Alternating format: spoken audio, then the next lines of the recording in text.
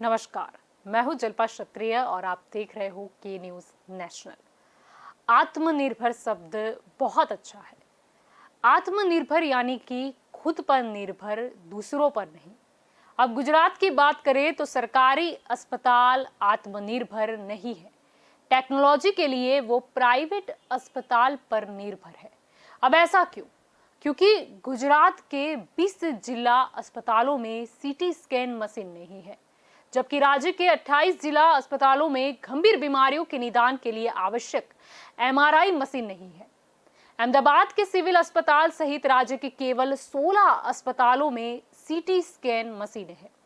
विधानसभा में कांग्रेस विधायकों द्वारा स्वास्थ्य मंत्री और उप मुख्यमंत्री नितिन पटेल को दिए गए एक सवाल के जवाब में नितिन पटेल ने कहा था कि नवसारी, वलसाड़, भरूच और नर्मदा जिला में एक भी सीटी स्कैन मशीन नहीं है। आगे उन्होंने बताया कि जूनागढ़, पोरबंदर, खेड़ा, मोरबी, भावनगर, सूरत, साबरकांठा, मेहसाणा, राजकोट, दाहोद और पाटन जिलों में एक सीटी स्कैन मशीन है। अब देखा जाए तो सीटी स्कैनर और एमआरआई मशीन रोगों के निदान के लिए बहुत ही महत्वपूर्ण है। अब आप सोचिए कि जिस जगह पर सुविधा नहीं है, तब वो दर्दी कहां जाएगा? निजी अस्पताल के पैसे इतने ज्यादा होते हैं कि गरीब और मध्यम वर्गीय लोग जाए तो जाए कहां? जब गुजरात में कोरोना काल में खुद के स्वास्थ्य लक्षी जो सुविधा थी, उसकी बातें हमने बहुत सुनी कि हम आत्मनिर्भर हो गए हैं, हम स्वास्थ्य के क्षेत्र में बहुत आगे बढ़ गए हैं। लेकिन कहीं ना कहीं ये विधानसभा में ये जानकारी प्राप्त हुई है कि अभी भी सरकारी अस्पतालों की स्थिति क्या है। तो बस यही हमारा आज का मुद्दा है और इस चर्चा में हमारे साथ जुड़ चुके हैं दिलीप गोहिल जो राजनीतिक विश्लेषक है, प्रशांत गढ़वी जो भी राजनीतिक विश्लेषक है, और आपकी ओर से डॉक्टर ईशान त्रिवेदी हमारे साथ जुड़ चुके हैं। आप सभी का स्वागत है के न्यूज में। दिलीप जी, आपसे शुरुआत करते हैं। ये जो दावा मतलब किया गया, जब कांग्रेस के विधायकों द्वारा प्रश्न पूछा गया, पहले हमने देखा था कि कोरोना काल में हमको काफी सिद्धियां गिनाई जा रही थी कि हमारे पास स्वास्थ्य की ये सुविधाएं हैं, हमारी जो अस्पताल है उसमें ये सुविधा प्राप्त है। लेकिन कहीं ना कहीं विधानसभा में ये जानकारी सामने आ गई कि हमारे पास सीटी स्कैन मशीन नहीं है, एमआरआई मशीन नहीं है। आपको क्या लगता है? हमने लॉकडाउन लगाया था, 1 साल आज पूरा हो रहा है। तो हमने क्यों लॉकडाउन लगाया था? क्योंकि हमें पता था हमारी स्वास्थ्य सेवाएं कुछ ठीक नहीं है। अगर कोरोना के केसेस बढ़ जाएंगे तो हम सब लोगों को गवर्नमेंट हॉस्पिटल में एडमिट नहीं कर पाएंगे, न तो उनको हम उसका निदान कर पाएंगे, न टेस्ट कर पाएंगे, न उनका इलाज कर पाएंगे। तो ये तो बहुत स्पष्ट हो गया था जैसे कि कोरोना आया। इसलिए खुद गवर्नमेंट ने कहा था कि हम तैयार हो जाए, 2-3 महीना लगेगा हमें वेंटिलेटर लाने से, दवाई लाना, पीपी किट लाना। तो ये तभी स्पष्ट हो गया था कि हमारी सुविधाएं, आरोग्य की सुविधाएं इतनी अच्छी नहीं है जितनी होनी चाहिए। इसका कारण है हम जो स्पेंडिंग करते, गवर्नमेंट जो स्पेंड करते हैं हेल्थ के लिए या तो एजुकेशन के लिए, वो बहुत ही कम है। अब हम बाकी देशों से तुलना करें तो दो से 2.5% तक हमारा जीडीपी का 2 से 2.5% तक आके हम अटक जाते हैं, रुक जाते हैं। बड़े देशों में, पश्चिम के देशों में 4.5 से 6.5% तक जीडीपी का स्पेंडिंग हेल्थ के पीछे, एजुकेशन के पीछे होता है, क्योंकि वो प्रायोरिटी है। हमारे लिए वो प्रायोरिटी नहीं है। दूसरी ये बात देखी जाए, वैसे देखा जाए तो लास्ट 5 इयर्स में बजट डबल हुआ है। पर कैपिटा जो स्पेंडिंग था वो करीब 1,000 रुपया था, उनसे बढ़कर 2,000 रुपया हो गए। तो हम तो राजी हो सकते हैं कि डबल हो गया, या तो दावा भी कर सकती है केंद्र की सरकार बीजेपी की हमने डबल कर दिया, लेकिन 2,000 रुपये है। आप सोचो, सिर्फ 2,000 रुपया पर कैपिटा स्पेंडिंग हम कर रहे हैं हेल्थ के पीछे। स्टेट की बात करें तो थोड़ा सा ज्यादा उनका स्पेंड होता है, क्योंकि बेसिकली एजुकेशन और हेल्थ ये स्टेट का सब्जेक्ट है। लेकिन वो भी 5 से 7% तक आके अटक जाते हैं। गुजरात भी उसमें कहीं टॉप 5 में नहीं है। हमारे यहाँ आपके नेता बैठे, वो मुझे लगता है फिगर जरूर देंगे। दिल्ली सरकार जो आज सभी जगह जानी जाती है, वो इसलिए है कि उन्होंने हेल्थ और एजुकेशन में बजट बढ़ाया। काफी बड़ा परसेंटेज उन्होंने हेल्थ और विजिट में रखा। तो ये उनसे स्पष्ट हो जाता है कि हमारा जो बजट है उसमें से हम बहुत कम फंडिंग है वो हेल्थ और एजुकेशन को देते हैं, इसलिए जाहिर है जो महंगी चीजें हैं एमआरसी और सीटी स्कैन वो हमारी सरकारी अस्पताल में हमें नहीं मिलेगी। जी। अच्छा दिलीप जी, आप जब बजट की बात चली है तो बजट में तो काफ़ी सारी चीज़ों की वो लोग बात करते हैं कि इतने पैसे इस के लिए आवंटित किए गए हैं, लेकिन कहीं ना कहीं हमेशा देखा जाता है कि जो बजट का फिगर है वो तो इतना बड़ा बताया जाता है, लेकिन अगर एक साल के बाद हम कैलकुलेशन करें या रिपोर्ट निकल आए तो उतने पैसे कहीं पे आवंटित हुए ही नहीं होते, यानी खर्च नहीं हुए होते हैं। जी हाँ, वो दिलीप भी जी। एक अलग इश्यू है। जैसे मैंने बताया कि पर कैपिटा फंडिंग है वो डबल हो गया है, लेकिन डबल होके 2000 रुपया पहुंचा है। 2000 से क्या होगा वो तो पहली बात है, इनसे बहुत ज्यादा होना चाहिए। दूसरी बात है, इस बार ऐसा बताया गया था जब बजट पेश हुआ कि ये कोरोना के बाद वाला सबसे अच्छा बजट है और हमने हेल्थ के लिए सबसे ज्यादा फंड दिया है। लेकिन बाद में जब देखा जब एक्सपर्ट से उन्होंने वो जो हिसाब लगाया तो पता चला बहुत सारे हेड्स जो थे उनको मिला के ये फिगर दिया गया था। कुछ तो हम ऑलरेडी स्पेंड कर रहे थे, तो बाकी जगह जो खर्च हो रहा था उनको भी हमने हेल्थ सेक्टर में ऐड कर दिया और इस तरह से वो बड़ा जी फिगर बड़ा दिखाया गया। एक्चुअल में वो इतना नहीं है। तो बात सही है जी कि एजुकेशन और हेल्थ ये दोनों के पीछे हम इतना खर्च नहीं करते हैं। कोई भी नहीं करती, कोई स्टेट गवर्नमेंट भी बहुत कम करती है। इसमें एक दुविधा की बात यह है कि पंजाब या तो महाराष्ट्र या तमिलनाडु जैसे कितने स्टेट है वहां कम होता है, और जी जो जिसको हम पिछड़े हुए स्टेट कहते हैं बिहार वगैरह वहां थोड़ा सा ज्यादा हो रहा है, क्योंकि वहां लोग प्राइवेट हॉस्पिटल में नहीं जा सकते। पंजाब है जी या तो गुजरात है, महाराष्ट्र है, तमिलनाडु में लोग प्राइवेट हॉस्पिटल में भी जाते हैं। लेकिन इसका मतलब ये नहीं है कि सरकार प्राइवेट सेक्टर पे इस बात को छोड़ दे। गुजरात जैसे स्टेट को भी जी। जरूरत है अब सरकार को कि भी हेल्थ के आत्मनिर्भर पीछे बनना ही दिख जाए। पड़ेगा। जी। जी। डॉक्टर इरफान जी, आपका क्या मानना है कि ये जो आंकड़े सामने आए हैं, ऐसे तो बात होती है आत्मनिर्भर की, लेकिन सरकार शायद खुद ही आत्मनिर्भर नहीं है। मतलब अगर हम बात करें आरोग्य के क्षेत्र की, स्वास्थ्य के क्षेत्र की, तो कोरोना काल में तो हमने बड़ी बड़ी बातें बहुत सुनने को हमको मिली कि नहीं, हम तो आधुनिक हो गए हैं, हम विश्व की हॉस्पिटलों को टक्कर दे सके, इतनी अच्छी हमारी अस्पताल है। तो कहीं ना कहीं ये विधानसभा में इस चीज का जो मतलब झूठ था वो सामने आ चुका है। देखिए, सबसे पहले मैं एक डॉक्टर के तौर पे सिटी स्कैन और एमआरआई की अहमियत मैं आप सबके सामने रखना चाहूँगा कि सिटी स्कैन और एमआरआई हमारे लिए अहमियत क्यों रखता है। ये अभी हम लोग कोरोना काल से गुजर रहे हैं, तो कोरोना काल में तकरीबन जो पहले 5 दिन के बाद जो लंग्स में कंजेशन होता है, यानी कि लंग्स के अंदर सूजन आती है फेफड़ों के अंदर, वो हमें सिटी स्कैन से पता चलता है। उससे उनकी सिवियरिटी पता चलती है, उससे हमें ये पता चलता है कि उनके लंग्स कितने ख़राब हैं, तो उनको किस तरीके से प्रायोरिटी में या तो हॉस्पिटलाइजेशन की ज़रूरत है, या तो घर पे मैनेज किया जा सकता है, या तो और कोई दवाइयों में चेंजेस या तब्दीली जो भी हमें करनी है वो हमें सिटी स्कैन के माध्यम से हमें पता चलता है। जी सिर्फ कोरोना की ही बात नहीं, मान लीजिए किसी को लकवा मार गया, कोई किसी का अंग है वो उसको पक्षाघात जो बोलते हैं, तो उसमें भी हमारे लिए जो गोल्डन आवर्स होते हैं पहले 90 मिनट्स, पहले 90 मिनट में अगर हमें सिटी स्कैन से पता चलता है कि इस बंदे को हेमरेज नहीं है, तो हेमरेज के अगर उससे सिटी स्कैन से हमें स्क्रीनिंग हो गया तो हम बाद में उसको कोई ऐसी दवाइयाँ दे सकते हैं ताकि उनका वो जो लकवा है वो पहले 90 मिनट में ठीक हो जाए। अब जैसे कि हम लोग बात कर रहे हैं कि सिटी स्कैन की बहुत ही कमी है, एमआरआई मशीन तो 20 जिलों में है ही नहीं, तो ऐसी कंडीशन में कोई भी बंदा जो भी पेरीफेरी में है, मान लो वो टाउन में है जो कि नगर पालिका वो एरिया में है, अब वहाँ से वो कहाँ पे हॉस्पिटल में जाएगा, डॉक्टर को बोलेगा, वहाँ पे बोलेगा नहीं नहीं यहाँ पे तो सिटी स्कैन की सुविधा नहीं है, और आप एक काम करो यहाँ के नज़दीक के शहर में चले जाओ, वहाँ पे हमने फ़ोन करना, वेटिंग लेना, ये सारी चीज़ों में जो गोल्डन पीरियड है वो कहीं ना कहीं चला जाता है। तो ऐसे पेशेंट को हम लोग बचाने की उम्मीद है वो धीरे धीरे कम हो जाती है, या फिर उनका लकवे की जो इफेक्ट है उसमें से जो नॉर्मल लाने की कम होती है। तो हम लोग अगर बात कर रहे हैं अब पूरा उनको एक जो भारतीय जनता पार्टी की गवर्नमेंट है वो पूरी तरह से है वो एक प्रकार का मार्केटिंग और एक प्रकार का गुब्बारा जैसा बना के सिर्फ और सिर्फ पब्लिक की इमेज में ये बताना चाहती कि हमने ये कर दिया, हमने वो कर दिया। अभी रिसेंटली पेट्रोल डीजल के भाव भी जब बढ़ाने थे तो चुपचाप बढ़ा दिया। पिछले 15 दिनों से गा रहे हैं कि अभी मोदी सरकार ऐसी योजना लाएगी कि कांग्रेस ये पेट्रोल डीजल के भाव अचानक से 42 हो जाएंगे, 26 हो जाएंगे, 30 हो जाएंगे, 90, यानी इस तरीके से पूरा एक माहौल बना दिया, लेकिन अभी भाव तो कम हुए नहीं।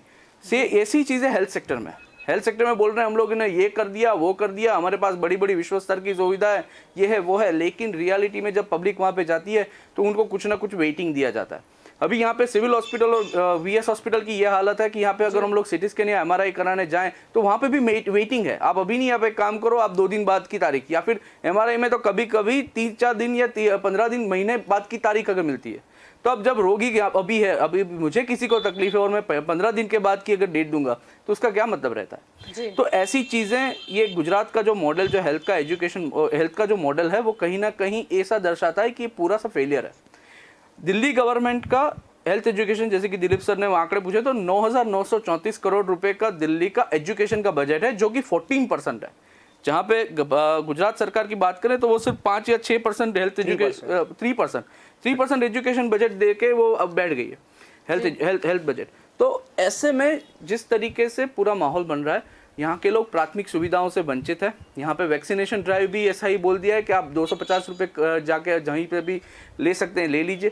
लेकिन कहीं ना कहीं सरकार की तरफ से जो सारी चीज़ें मुहैया करानी चाहिए, और जिस तरीके से विधानसभा में ये आंकड़ों का उल्लेख हुआ है, ये बात ही दर्शाती है कि अभी रियलिटी चेक अगर किया जाए तो इसमें से भी काफ़ी ऐसे मशीन होंगे जो अभी भी चालू स्थिति में नहीं होंगे, जो बहुत ही बुरी बात है, बहुत ही गंभीर बात है, और ऐसे में लोगों की जिंदगी के साथ खतरा और भी बढ़ता है, ऐसा मेरा मानना है। जी प्रशांत जी, आपका क्या कहना है? मतलब गुजरात में बात होती है कि हमारे यहाँ पर स्वास्थ्य है वो तो अति आधुनिक है, लेकिन कहीं ना कहीं हमारे पास, हम देखा जाए तो ये सीटी स्कैन मशीन नहीं है, एमआरआई मशीन नहीं है।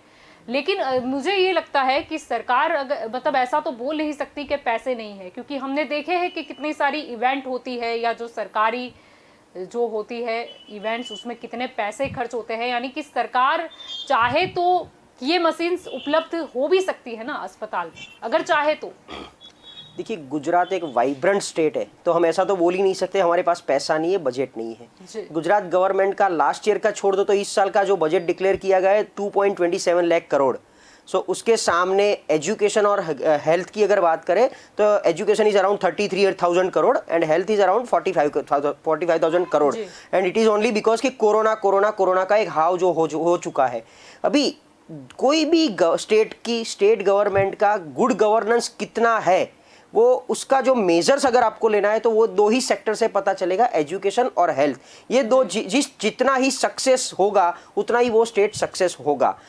जिस तरीके से गुजरात सरकार की अगर मैं बात करूं तो 26 डिपार्टमेंट है, तो सब डिपार्टमेंट को मिला के जो एक इकोसिस्टम बनती है उसको एक गुड गवर्नेंस बोलते हैं। उसी तरीके से मेडिकल की जितनी भी ब्रांचेस है, कोई भी सब ब्रांच आप ले लो, वेदर इट इज ऑप्थेल्मिक और पीडियाट्रिक्स और गायनेक और बर्न्स, जितनी भी ब्रांचेस है वो सबको मिला लो और पूरा जो सर्कल बनना चाहिए वो सब फैसिलिटी एक डिस्ट्रिक्ट लेवल की हॉस्पिटल में होनी चाहिए। This is the first and foremost important criteria of any state government. आज की तारीख में हमारे यहाँ 28 सिविल हॉस्पिटल गुजरात स्टेट में है आउट ऑफ 33 डिस्ट्रिक्ट। जो 5 डिस्ट्रिक्ट है वो एरिया के हिसाब से उसको डिस्ट्रिक्ट बनाया गया है, लेकिन वहां अभी तक सिविल हॉस्पिटल नहीं बनाई गई है। अब हम गुजरात की अगर बात करें तो सिविल हॉस्पिटल का जो इंफ्रास्ट्रक्चर, मैं जिस तरीके से ब्रांचेस गिना रहा हूं, और वो ब्रांचेस में क्रिटिकल, मिशन क्रिटिकल और नॉर्मल, जैसे ophthalmic is not a critical, चलो मान सकते हैं, लेकिन cardiac is a critical, accident में बर्न्स इज अ क्रिटिकल। तो ये सब चीज के लिए प्रॉपर इंफ्रास्ट्रक्चर, वो फैसिलिटीज विद इन सिटी और विद इन, उसमें मैं तो बोल रहा हूँ सिटी की जगह ऐसी गवर्नमेंट की स्लैब्स, जैसे अहमदाबाद का एरिया 35 किलोमीटर रेडियस का है, तो वो 35 मतलब 70 किलोमीटर डायमीटर में ऐसी कितनी हॉस्पिटल्स होनी चाहिए जिसके अंदर सब इंफ्रास्ट्रक्चर होना चाहिए। मुझे 2 साल पहले का एक्सपीरियंस याद आ रहा है कि राजकोट की सिविल में नियोनेटल आईसीयू नहीं था और उसकी वजह एक ही दिन में 9 बच्चे के डेथ हो चुकी थी। तो हमारे यहाँ नियोनेटल आईसीयू नहीं थे, उसका बहुत ही बड़ा गैप था। तो ये जो भी बजट हम दे रहे हैं तो बजट कहाँ जा रहा है? Only for administration, medical, paramedical और उस मेडिकल एडमिनिस्ट्रेशन में जाता है, उनकी सैलरीज में जाता है, या इंफ्रास्ट्रक्चर डेवलपमेंट भी होता है? वो बहुत ही चिंता का एक विषय है, एक कारण भी है। क्योंकि देखो कल ही मुझे एक एक्सपीरियंस हो चुका पर्सनल लेवल पे, इसीलिए मुझे याद आया। कल मतलब मैं एक्चुअली मुझे शेयर नहीं करना चाहिए क्योंकि मेरी पर्सनल मैटर है, नहीं, बट आप कर सकते हो, शायद हमको भी कुछ जानकारी प्राप्त हो। जैसे गुजरात यूनिवर्सिटी एरिया में मेरी वाइफ को ही ब्रीदिंग इश्यू शुरू हुआ, 108 में मुझे ले जाना पड़ा प्राइवेट हॉस्पिटल में। उन्होंने बोला क्लिनिक पे नहीं जा सकते हम आपको हॉस्पिटल में, लेकिन वो हॉस्पिटल प्राइवेट थी। वहां से मुझे वो ब्रीदिंग इश्यू था, तो वहां से मुझे अगर उनको ले जाना पड़ा इको टूडी करने के लिए, तो वो भी प्राइवेट में ले जाना पड़ा। मतलब आसपास के 5-10 किलोमीटर में या तो मुझे वीएस जाना पड़ता था, तो वो एरिया नहीं था, तो मतलब वो इतना डिस्टेंस में कवर नहीं कर सकता था। उतनी इमरजेंसी मेरे को खुद को थी। तब जाके मुझे पता चला कि अपने गुजरात की बात करो या इंडिया की बात करो, आप जहां हो उसके नियरेस्ट 3 किलोमीटर में ऑल फैसिलिटीज कवर्ड की हॉस्पिटल्स कितनी है सरकारी? एक भी नहीं है। तो ये बहुत ही बड़ा लेकुना है, पहली बात।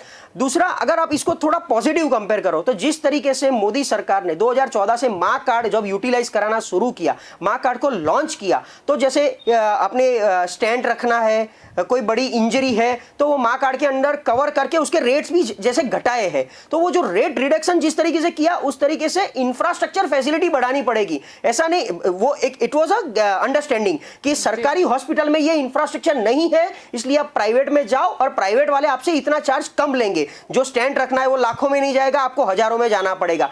मतलब ये तो हमारे जैसे आपके जैसे मिडिल क्लास फैमिली की बात हुई। तो वो बीपीएल एपीएल के लिए क्या ठीक है, माँ कार्ड है, लेकिन इमरजेंसी में उनको जो कोई खर्चा करना पड़ता है, उसके साथ साथ कुछ भी हो, आप देख लो, एक्सपीरियंस कर लो कि आप राजकोट, पोरबंदर या बड़ौदा के आसपास हो, कुछ भी बड़ी इंजरी होती है तो लोग क्या बोलते हैं, अहमदाबाद सिविल लेके जाओ। तो पूरे गुजरात के एरिया में कुछ भी हो जाए तो आपको अहमदाबाद सिविल की डिपेंडेंसी क्यों?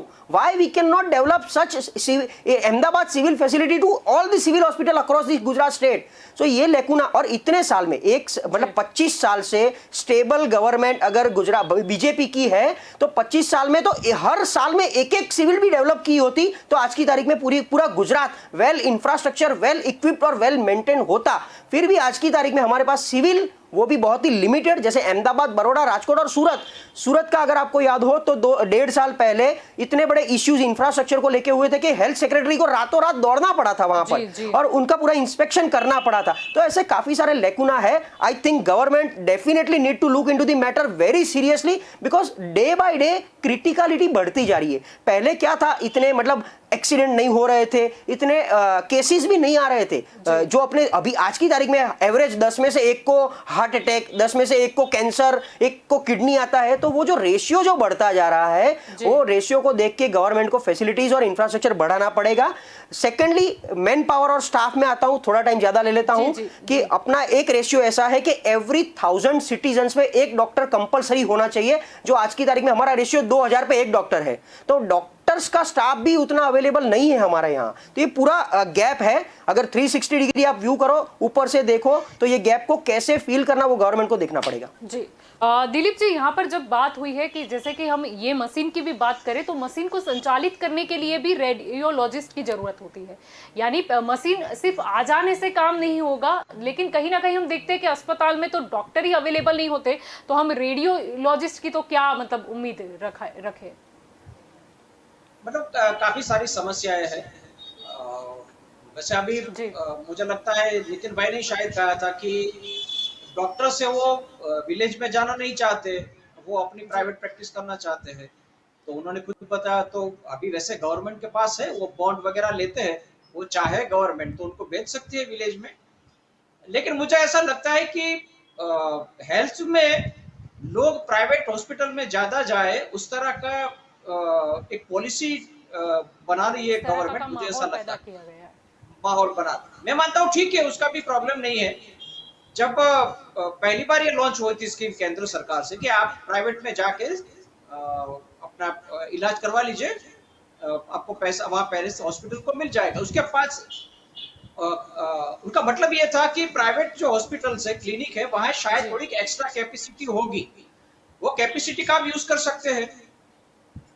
तो आइडिया अच्छा था, लेकिन उसमें काफी समस्या आई थी। रेट कैसे डिसाइड किया जाए, जी कैसे पेमेंट मिल जाए, कैश नहीं होगा तो कैशलेस होगा कि नहीं होगा, बहुत सारी समस्या है।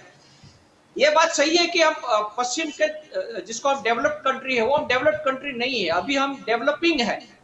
हमारे 140 करोड़ लोग हमारे यहाँ है, तो शायद हम जीडीपी में इतना ज्यादा पैसा न भी खर्च कर पाए, तो प्राइवेट सेक्टर की हेल्प ले सकते हैं, लेकिन उसको फाइन ट्यून करो, प्राइवेट सेक्टर के साथ बैठ के उस तरह का एक डिजाइन बनाओ कि उनकी जो एक्स्ट्रा कैपेसिटी है उसका यूज भी कर सके और लोगों को अपना इलाज मिल भी जाए। जी जब तक हमारे पास एक्स्ट्रा मनी नहीं होगा हेल्थ के लिए स्पेंड करना, तब तक प्राइवेट सेक्टर का हम हेल्प ले सकते हैं, लेकिन वो गवर्नमेंट तरीके से होगा तो उसका फायदा नहीं होगा। तो प्रैक्टिकली अगर सोचा जाए तो इसका कुछ रास्ता निकल सकता है, अदरवाइज अभी जैसा स्थिति है वही बनी रहेगी। इसमें मुझे नहीं लगता कुछ ज्यादा पेन एरिया ये है दिलीप भाई, जिस तरीके से एजुकेशन सेक्टर में हमने सेल्फ फाइनेंस और जो प्राइवेटाइजेशन कर दिया है, उससे ही बड़ा प्राइवेटाइजेशन ये हेल्थ सेक्टर में जो हुआ है। और ये जो प्राइवेट हॉस्पिटल है वो छोटा मोटा टैक्स के अलावा उनका कोई स्पेंडिंग या गवर्नमेंट की और कोई से नहीं है, मतलब गवर्नमेंट का उतना कंट्रोल भी नहीं है। 5 स्टार होटल के जैसा ये हॉस्पिटल जो बना देते हैं, उसमें एक्सेप्ट माँ कार्ड ऐसी कोई सेपरेट फैसिलिटी नहीं है जो हर एक आदमी को कवर कर सके। तो मुझे ऐसा लग रहा है कि ये प्राइवेट हॉस्पिटल से या तो पेनल्टी के तौर पे या कोई एक सीएसआर फंड के तौर पे गवर्नमेंट को उनसे कुछ ना कुछ रिबेट तो वापस लेना पड़ेगा, क्योंकि ये लोग डेफिनेटली लूटने बैठे हैं। हम देख सकते हैं प्राइवेट हॉस्पिटल्स में आप जाके खड़े रहो और बाहर निकलो तो भी 2-5 हजार का बिल आता है। तो हर एक आदमी इमीडिएटली माँ कार्ड कैरी करके नहीं जाता है, कुछ ना कुछ देना पड़ता है, कुछ एडमिशन चार्ज होता है। तो गवर्नमेंट को ये प्राइवेट जो हॉस्पिटल्स है उनको कंट्रोल में कैसे रखना है, एक्सेप्ट माँ कार्ड, क्योंकि माँ कार्ड में ये प्राइवेट हॉस्पिटल ज्यादा फंस जाती है। काफी प्राइवेट हॉस्पिटल ने मुझे भी बताया है कि उनका पेमेंट जो माँ कार्ड के दौरान जो होना चाहिए गवर्नमेंट से, वो मिलता नहीं है। तो ये दोनों के बीच में कुछ तो अंडरस्टैंडिंग, सरकार और प्राइवेट हॉस्पिटल्स, ये दोनों के बीच में कुछ तो अंडरस्टैंडिंग लाना पड़ेगा, ताकि आम जनता को, और एटलीस्ट मेरा जो वरी है बीपीएल और एपीएल की, जिसकी आमदनी उतनी नहीं है, जिसकी इनकम उतनी नहीं है, वो हर एक डिसीज को इतना कवर कर सके। जी अच्छा दिलीप जी, यहाँ पर हमने बात की कि शायद मतलब निजी जो अस्पताल है उसके साथ अगर सरकार टाई अप कर दे तो ये समस्या काफ़ी कम हो सकती है। जैसे कि नितिन पटेल ने विधानसभा में बताया था कि जिसके सीटी स्कैन मशीन नहीं है, जिसमें नर्मदा जिला का भी मतलब उल्लेख किया गया। लेकिन अगर देखा जाए तो नर्मदा जिले की ही बात करें तो प्रवासन वहाँ का जो है उनकी इनकम कितनी होती है। कहने का मतलब ये है कि सरकार अगर चाहे तो जो मतलब उनके एक्सपेंसेस है वो कहीं ना कहीं डाइवर्ट कर दे, थोड़े भी मतलब जो बेजरूरी फिजूल के खर्चे हम जिसे बोलते हैं वो सरकार जो करती है आए दिन हम देखते हैं, अगर उसको भी वो डाइवर्ट कर दे तो फिर ये मशीन की कीमत तो उसके आगे कुछ भी नहीं है। जी वो बात तो सही है, लेकिन ऐसे अगर हम सोचा जाए तो बहुत सारी चीजें हैं कि जहाँ गवर्नमेंट मनी का वेस्ट हो रहा है। तो जब हम बात करते हैं कि जब आप बजट बनाओ तो बजट इस तरह से बनाओ कि आपकी प्रायोरिटी क्या है। ये जब लोकल बॉडी का इलेक्शन था तभी हमने बताया था कि आप फुटपाथ पे बहुत ज्यादा पैसा खर्च कर रहे हो। वो मैं पर्सनली मानता हूँ वेस्ट ऑफ मनी है, उसका फुटपाथ का कोई यूज नहीं हो रहा, लेकिन वो बहुत अच्छी लगती है। तो हम गुजराती में जिसको सुशोभन कहते हैं, वो हम सुशोभन पे बहुत ज्यादा ध्यान दे रहे हैं, जबकि हमारी प्रायोरिटी जो होनी चाहिए वो नहीं है। वो सिर्फ ये हेल्थ के लिए क्यों, ओवरऑल भी देखा जाए गवर्नमेंट का फंक्शनिंग, गवर्नमेंट का स्पेंडिंग, गवर्नमेंट का बजटिंग, गवर्नमेंट की जो उनका जो पूरा एडमिनिस्ट्रेशन है, उनमें प्रायोरिटी क्या होनी चाहिए वो तय नहीं हुआ है। हमारी प्रायोरिटी कुछ और है जी। ये बात पॉलिटिकल लेवल पे भी सही है, एडमिनिस्ट्रेटिव लेवल पे भी सही है, लेकिन अब प्रायोरिटी कौन ठीक करेगा, सवाल ये आता है। अगर आप कुछ अलग मुद्दों से जीत जाओगे तो आपकी प्रायोरिटी अलग रहेगी, वो बहुत सही बात है। जी तो वक्त हो चला है एक विराम का। विराम के बाद हम इस चर्चा को आगे बढ़ाएंगे।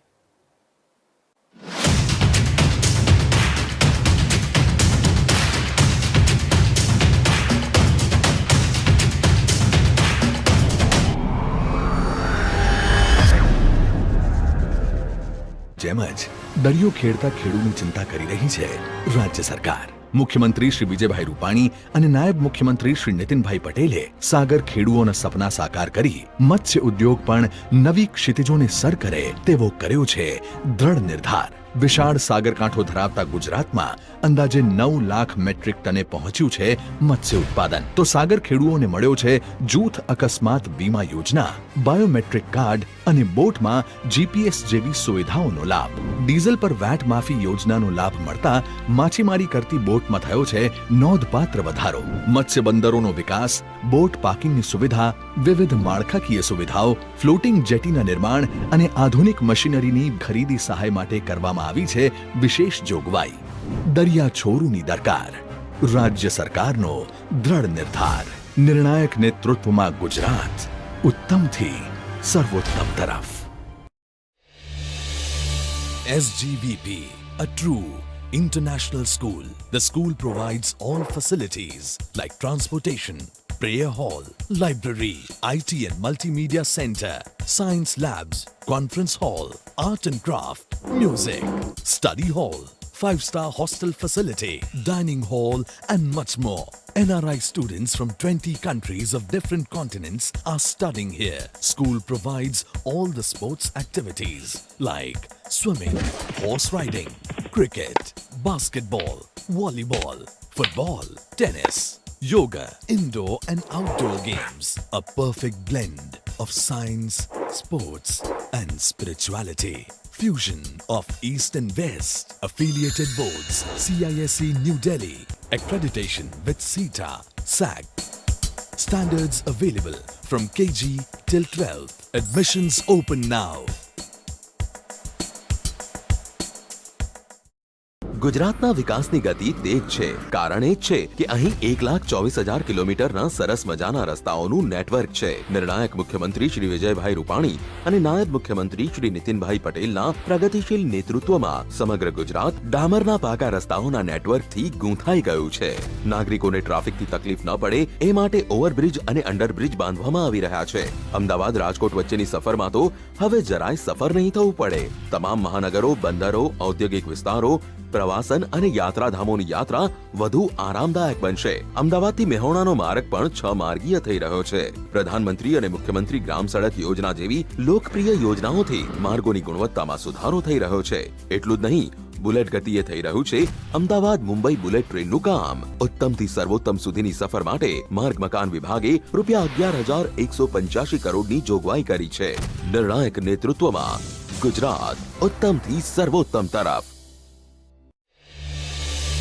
SGVP, a true international school. The school provides all facilities like transportation, prayer hall, library, IT and multimedia center, science labs, conference hall, art and craft, music, study hall, 5-star hostel facility, dining hall and much more. NRI students from 20 countries of different continents are studying here. School provides all the sports activities like swimming, horse riding, cricket, basketball, volleyball, football, tennis, yoga, indoor and outdoor games. A perfect blend of science, sports and spirituality. Fusion of East and West. Affiliated boards, CISE New Delhi. Accreditation with CETA, SAG. Standards available from KG till 12th. Admissions open now.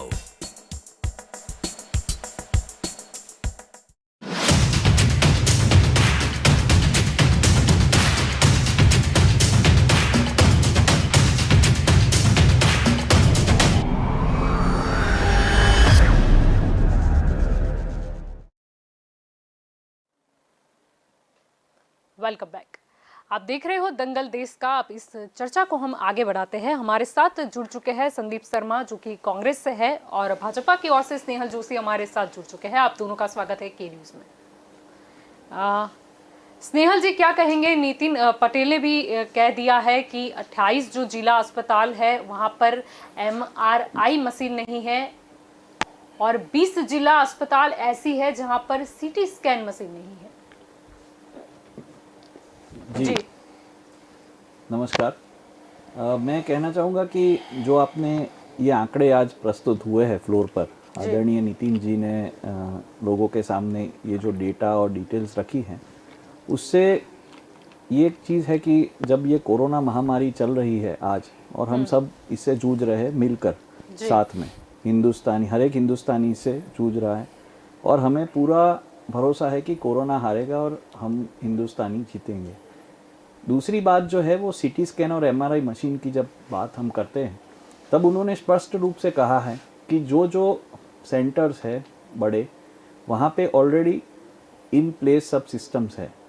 और दूसरी बात ये है कि बहुत अच्छी तरह tie up किया गया है, क्योंकि कोरोना महामारी जब आई तभी जो नंबर्स पेशेंट के बढ़े वो शायद पूरे विश्व में, हमारे वहाँ नहीं पर हर जगह पे पीपल नेवर एक्सपेक्टेड कि this would be the huge number of patients which we have to monitor simultaneously. So उसकी वजह से गवर्नमेंट ने तुरंत ही हरकत में आकर जो भी प्राइवेट प्लेयर्स थे उनके साथ टाई अप करके फ्री में जब उनके पास गवर्नमेंट का लेटर होता है, और मुझे इसलिए पता है कि मेरे परिवार में मेरे बेटे का भी यही इलाज हुआ था। मैं मणिनगर में जब गया तभी मुझे पता चला कि वहाँ पे डॉक्टर का जो है वहाँ से लेटर लिखकर गवर्नमेंट वाले रेफ़र करते हैं तो आपको फ्री में सीटी स्कैन होता है। तो ये व्यवस्था एक खड़ी की गई है। और उन्होंने आज वो भी ऐड किया कि ऐसा नहीं है कि अब ये जो जगह है वहाँ पे सीटी स्कैन मशीन नहीं है, ये एक साइक्लिक प्रोसेस है, स्टेप बाय स्टेप एक जगह पर ये सब इंफ्रास्ट्रक्चर बढ़ता जाएगा। जी डॉक्टर ईशान जी, आप कुछ कहना चाहते थे? देखिए, सबसे पहले हमारे भारतीय जनता पार्टी के दोस्त ने ऑफ कोर्स अपनी पार्टी का बचाव किया है, लेकिन लोगों का हौसला तो बुलंद है। लोग तो अभी कोरोना की महामारी से लड़ना चाहते हैं और लोग उनके लिए लड़ भी रहे हैं, और लोगों की तो उनकी मिसाल ही कम है कि हाँ, उन लोगों ने तो अभी ये कोरोना की महामारी में इतना बड़ा लॉकडाउन भी झेला और जो भी उनके बजट पे ऊपर असर पड़ रहा है वो भी उन्होंने देखा। लेकिन जिस तरीके से सर बात कर रहे हैं तो अभी उन्होंने इस तरीके से पूरा एक सिस्टम बताया कि पहले लोग वहाँ पे सरकारी किसी प्रोसीजर में जाते हैं, वहाँ वो लोग लेटर लिखते हैं, फिर वहाँ पे वो प्राइवेट पार्टनरशिप के जरिए वो फ्री में एमआरआई या सिटी स्कैन कराता है। ऐसा लेकिन किसी को पता ही नहीं है, तो लोग कहाँ जाएंगे? जिस तरीके से यानी कि ये एक सच्चाई है, यानी उनको कोई इन्फॉर्मेशन नहीं है। जिस तरीके से कोरोना वैक्सीन आने पर उनकी बड़ी बड़ी थाली और आरती करके उन लोगों को वेलकम किया, अच्छी बात है, मैं मानता हूँ, चलो ये हमारी एक भावना है, हम उनको स्वीकार करते हैं।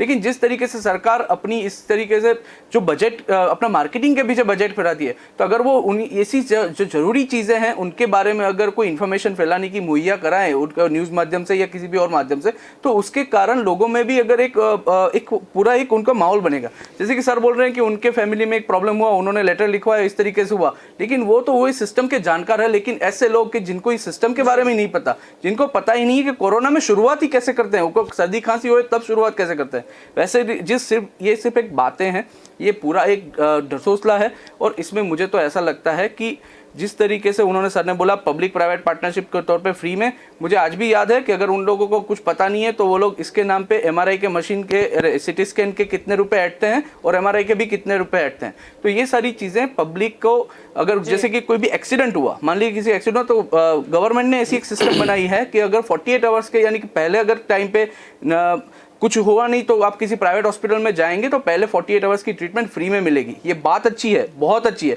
लेकिन किसी के पास इसका कोई सिस्टम नहीं है। गवर्नमेंट में कोई भी नंबर पे फ़ोन करे तो कोई फ़ोन उठाता नहीं है, माँ कार्ड उनका वैलिडेट नहीं है, ये सारी चीज़ें कोई प्राइवेट हॉस्पिटल्स देख नहीं रही, और वो दर्दी अल्टीमेटली तो पैसे दे के ही बाहर निकलता है। तो ये पूरी सिस्टम है, वो सिस्टम को सुधारना जरूरी है। जिस तरीके से गढ़वी साहब ने बोला, ब्रिजेश सर, कि इसमें जो प्रशांत सर ने जो बोला कि ये पूरी एक सिस्टम का जो पूरा उसका प्रॉपर एजुकेशन पब्लिक के थ्रू पहुंचाना, पब्लिक को उसके बारे में जानकारी देना, ये सारी चीजें अगर अभी की जो गवर्नमेंट वो करें तो इससे हालत और अच्छी हो सकती है। जी संदीप जी, आपका क्या ख्याल है कि मतलब हम बात कर रहे थे कोरोना काल में कि हम आत्मनिर्भर हो गए, लेकिन अभी पता चला कि सरकारी अस्पताल है वही आत्मनिर्भर नहीं है, वो कहीं ना कहीं निजी अस्पताल पर निर्भर है।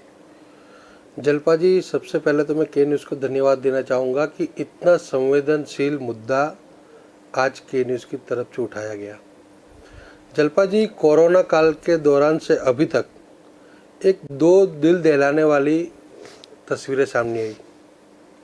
एक तस्वीर थी, एक रेलवे प्लेटफॉर्म के अंदर एक माँ गुजर गई और बच्चा जो था उस माँ का कफन खींच रहा था। राक्षस को भी दिल अगर हो तो उसका भी दिल पचीस जाएगा कि ऐसी तस्वीर देख के।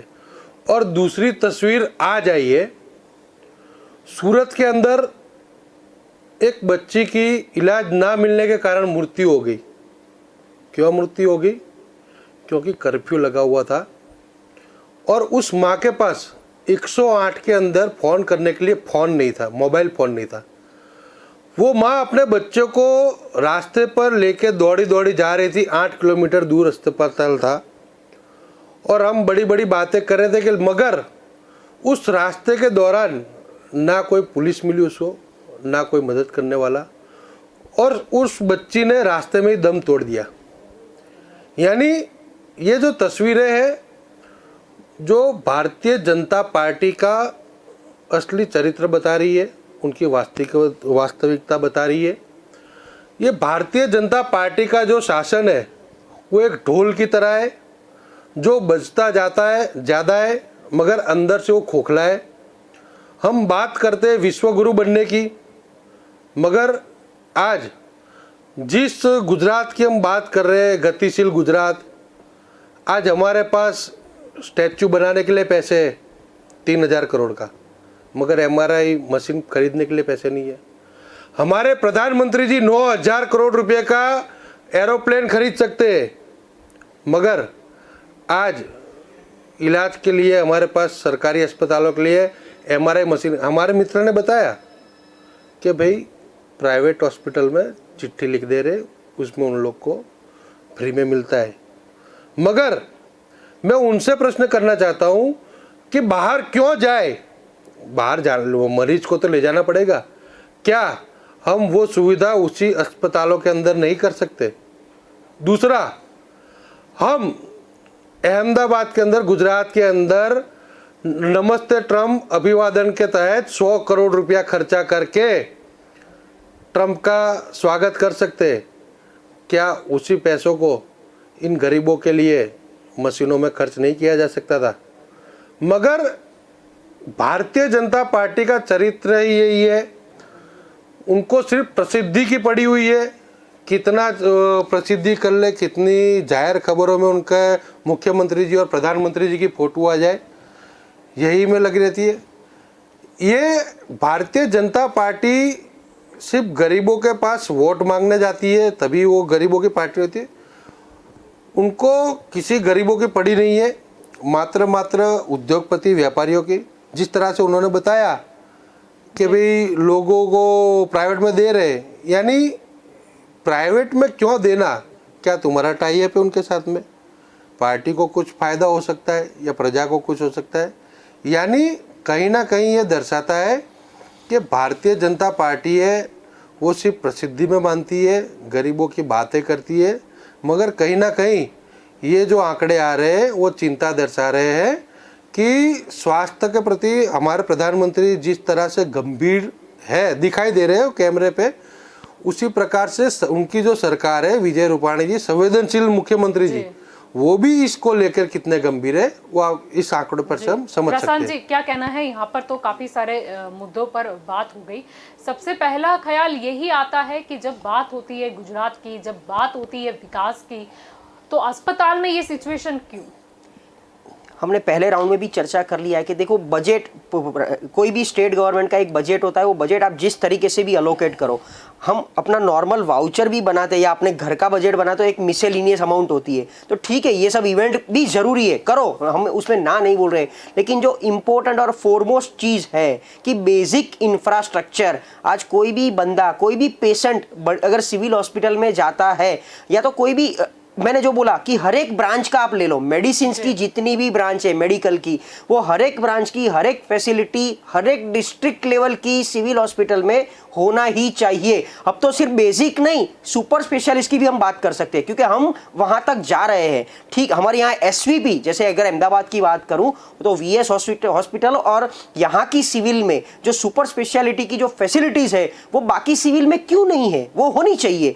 हमारे गुजरात में 5 स्टेट जो बड़े, जो 5 डिस्ट्रिक्ट जो बड़े हैं, जो अहमदाबाद, बड़ौदा, सूरत, राजकोट लेवल के 5 बड़े डिस्ट्रिक्ट को बात करके अब डांग की, पंचमहाल की, दाहोद की, ये सिविल हॉस्पिटल एक बार इंस्पेक्शन कर लो और पूरा एक चेकलिस्ट बना दो हर एक ब्रांच का, और उसमें उसको वेरीफाई करो कि ये हर एक ब्रांच के सामने एग्जिस्टिंग फैसिलिटीज कितनी है। मैं यहाँ सिर्फ कोरोना की बात नहीं करूंगा क्योंकि ये पूरे स्टेट के मेडिकल फैसिलिटी की बात हो रही है। Corona I will definitely appreciate, मैं पहले दिन से बोलता आया हूं, जिस तरीके से मेडिकेशन में जो ट्रीटमेंट और मेडिकल का जो पूरा प्रोसेस फॉलो किया गया है, definitely salute and appreciate, it's okay fine. ये जिस तरीके से स्नेहल भाई ने बताया कि प्राइवेट में से आप लेके, मतलब सरकार में से रिकमेंडेशन लेके प्राइवेट में सिटी स्कैन फ्री होता है, so this is new information to me also कि ऐसा था, सिटी स्कैन हो सकता है कि नहीं, ठीक है, मुझे पता नहीं था। लेकिन जो हर एक चीज की जितनी भी मैंडेटरी रिक्वायरमेंट है ट्रीटमेंट के लिए, वो पूरा, जैसे अहमदाबाद सिविल एशिया में नंबर 1 है, तो गुजरात की बाकी 28 सिविल हॉस्पिटल क्यों नंबर 1 इंडिया में नहीं हो सकती है, मेरा ये कहना है। तो उस तरीके, और हम बजट उतना ही देते हैं, भले परसेंटेज कम है, 2,27,000 करोड़ के बजट के सामने हमारा 40,000 का budget is nothing. So actually education and health, ये दोनों सेक्टर पे तो बजट देना, अगर बाकी सब में देना है तो इसमें कोई स्पेशल प्रोविजन करना पड़ेगा, स्पेशल फ्रॉम सीएम फंड या special from even PMO fund, क्योंकि हमारे यहाँ एक सिस्टम है, जितना स्टेट गवर्नमेंट होता है उतना ही सेंट्रल गवर्नमेंट से भी एक फंड हम लेते हैं। तो सेंट्रल गवर्नमेंट से भी कोई स्पेशल फैसिलिटी, माँ कार्ड दिया, बीपीएल कार्ड दिया, ये जो बनाया, और उसमें जो फैसिलिटीज मिलती है दैट इज फॉर हाईली, मतलब वो जो क्योरेबल जो ट्रीटमेंट होती है वो। लेकिन what about the other criticality, other routine?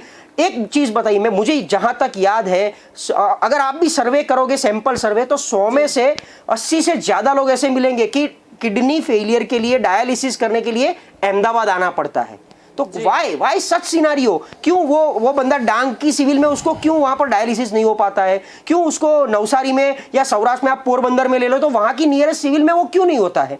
तो ये जो मैं बोल रहा हूं कि क्रिटिकल फैसिलिटीज की, इंफ्रास्ट्रक्चर फैसिलिटी हर एक जगह लोकली अवेलेबल होनी चाहिए। दूसरा, हमारे यहाँ जो गुजरात जो स्प्रेड हो चुका है गुजरात का, उसमें जो डिस्टेंस है, वो डिस्टेंस, एक डिस्टेंस से दूसरे A to B अगर पहुंचोगे, वो इन बिटवीन ही पेशेंट मर जाता है। तो ये रास्ता जो काटना होता है, वो रास्ता क्यों? Why not taluka to district only? District तक वो डेड एंड आ जाना चाहिए उनके लिए कि यहाँ सब कुछ मिल जाएगा, उसको अहमदाबाद तक नहीं जाना पड़ेगा। UN मेहता सिविल हॉस्पिटल, आप VSSVP example, well and good, even at a time 16 civil, well and good, but we all know very well that we have some lacuna in the infrastructure facilities। मैंने काफी सारे example मेरे पहले round में दे दिया है कि काफी सारे केसेस हुए।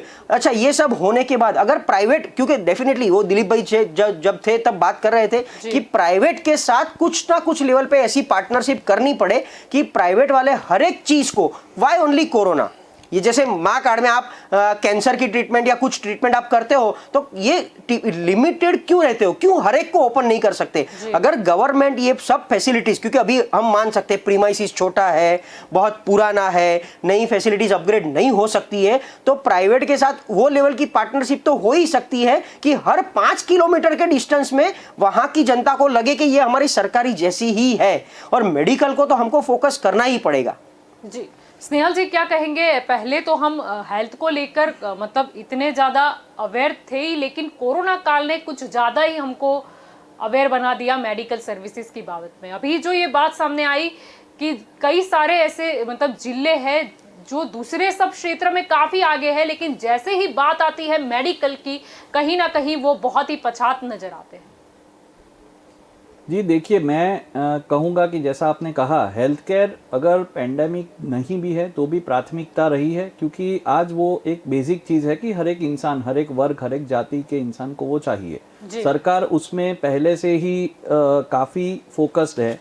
और जहाँ तक हम अगर गुजरात की हम बात करें तो इस बार हेल्थ एंड फैमिली वेलफेयर के लिए 11,323 करोड़ रुपए का प्रावधान बजट में किया गया है।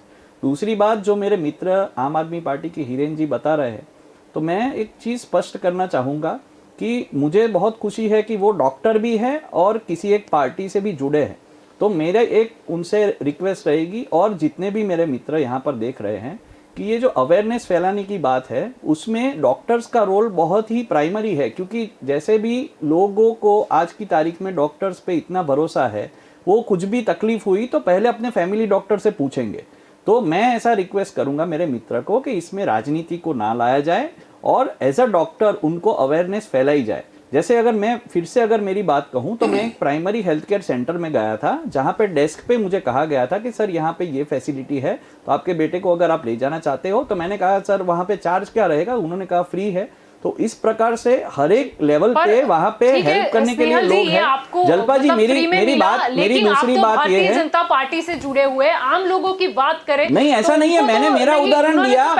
मैं सामान्य व्यक्ति की तरह रहता हूँ, मैं सामान्य व्यक्ति की तरह एक स्कूटर लेकर गया था हेल्थ केयर सेंटर। अभी भी जब वैक्सीनेशन मेरे परिवार में एक व्यक्ति का हुआ तो वह हेल्थ केयर सेंटर पे ही हुआ। कोई पार्टी से जुड़ा होने की बात नहीं है। मैं ये इसलिए शेयर कर रहा हूँ ये स्टेज पे कि मैंने खुद एक्सपीरियंस किया, पहली बात। दूसरी जो बात है, मेरे जो कांग्रेस के मित्र ने कही वो बहुत ही दुखद है कि एक माँ का अवसान होना, दूसरी एक माँ की वेदना है। वो पूरा गुजरात, वो स्वाभाविक है कि वो देखकर दुखी होगा, पर इसमें उनको ये एक दो घटना को लेकर पूरी भारतीय जनता पार्टी के जो चरित्र पर ये दाग लगाने के लिए पेंट ब्रश लेके काला रंग का खड़े हुए हैं, वो एकदम योग्य नहीं है। दूसरी बात है शर्मा जी, मैंने आपको बोलने दिया था। हाँ, मुझे भी बहुत तकलीफ थी, काफी चीजों का मुझे विरोध था, तो भी मैंने प्लीज बोलने दिया था। तो आप उतना थोड़ा संयम रखेंगे। तो शर्मा जी को मैं दूसरी बात ये कहना चाहूंगा कि उन्होंने कहा कि ये हो गया, वो हो गया, ये है, वो है, पर मैं ऐसा कहता हूं कि जब भी पेंडेमिक है तो सरकार ने जो भी फैसिलिटी, जो भी इंफ्रास्ट्रक्चर है, उसको एक्सपांड करने के लिए जो बेस्ट पॉसिबल मेजर्स है वो लिए, और उसी के तहत जब भी प्राइवेट के वहां पर उन्होंने फ्री सर्विस प्रोवाइड की। तो जैसे गढ़वी जी ने कहा कि भाई उन्हें भी तकलीफ है, he is not 100% satisfied, but he is honest enough कि उन्होंने कहा कि भाई जो चीजें हैं वो अच्छी हो रही है। और आज हमारे आदरणीय डेप्यूटी चीफ मिनिस्टर साहब नितिन पटेल जी ने भी कहा है कि ये जो प्रोग्रेस है वो कंटिन्यूअसली चालू रहेगा, और ये स्टेज वाइज जो भी डिस्ट्रिक्ट्स और जहां जहां पे भी जैसे जरूरत होगी वो होगा। पर ये मशीन की एक टेक्निकल इश्यू ये है कि ये मशीन को चलाने के लिए रेडियोलॉजिस्ट की जो जरूरत है वो इंफ्रास्ट्रक्चर भी साथ में चाहिए, क्योंकि अगर अकेला मशीन हम इंस्टॉल करेंगे तो सिर्फ एक वो स्कैन करके या फोटोग्राफ खींच के अगर देंगे तो we have to have experts. उसमें भी सरकार आज की तारीख में विचारणा कर रही है कि उसमें टेक्नोलॉजी, आईटी, उसका कैसे मैक्सिमम उपयोग हो, और सबसे जो अंत के इंसान है, अंत का जो मेरा आदिवासी के किसान भाई है, मेरा गांव में रहने वाला भाई है, बहन है, उन सब तक ये सब चीजें अच्छी तरह पहुंच सके। जी, आपने जो बोला ये बात पहले भी आई है कि रेडियोलॉजिस्ट की जहां तक स्नेहल जी आप बात कर रहे हो, लेकिन हम देखते हैं कि अस्पताल में हम डॉक्टरों की भी कमी होती है। यानी रेडियोलॉजिस्ट की अगर हम राह में बैठे ही रहेंगे तो मतलब कैसे चलेगा?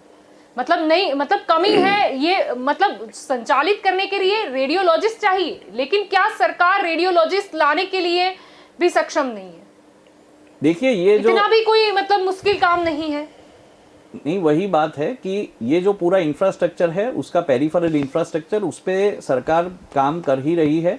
जैसा आज नितिन जी ने खुद बताया कि ये स्टेप वाइज प्रोसेस में हो रहा है, और उसमें ये एक एलिमेंट है, जैसे रेडियोलॉजिस्ट है, डॉक्टर्स चाहिए, टेक्नीशियन उसको चलाने वाले चाहिए, तो ये सभी इंफ्रास्ट्रक्चर एक साथ करके हम लोग आगे बढ़ रहे हैं।